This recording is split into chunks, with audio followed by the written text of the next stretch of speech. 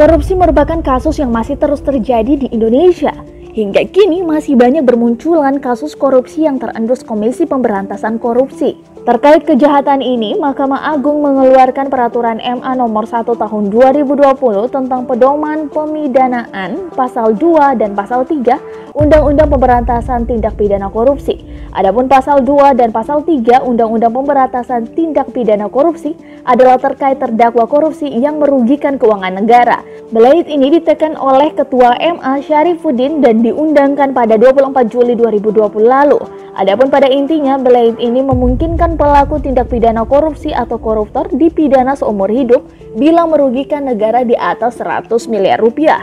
MA dalam pertimbangannya merilis Perma I1 2020 adalah untuk menghindari disparitas hukum pada kasus yang serupa. Untuk menghindari disparitas perkara yang memiliki karakter serupa diperlukan pedoman pemidanaan. Ungkap pertimbangan poin B dalam perma tersebut seperti dikutip tribuntimur.com Minggu 2 Agustus 2020. Dari 5 pelaku korupsi dengan nilai jarahan terbesar di Indonesia, kami hadirkan ini saudara. Yang pertama adalah Edi Tansil, pria kelahiran Makassar tahun 1953 ini terlibat dalam kasus kredit macet Bapindho dengan nilai jarahan sebesar 9 triliun rupiah.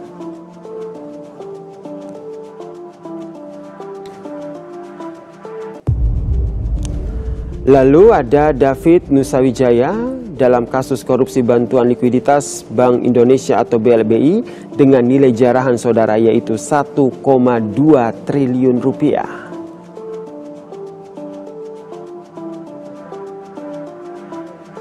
Masih dari kasus korupsi BLBI yaitu ada Adrian Kiki Aryawan yang membobol bank dengan nilai jarahan 1,5 triliun rupiah.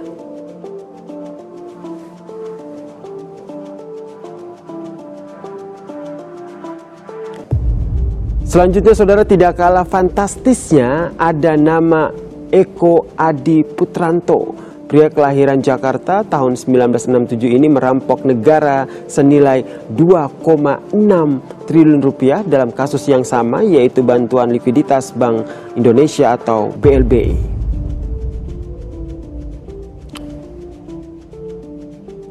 Dan yang terakhir, Maria Pauline Lumowa dengan kasus letter of credit fiktif.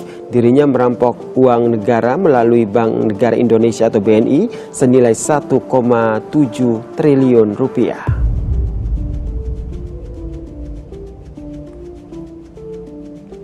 Kami hadirkan biografi dari Maria Pauline Lumowa, lahir 27 Juli 1958 di Paleloan, Minahasa, Sulawesi Utara.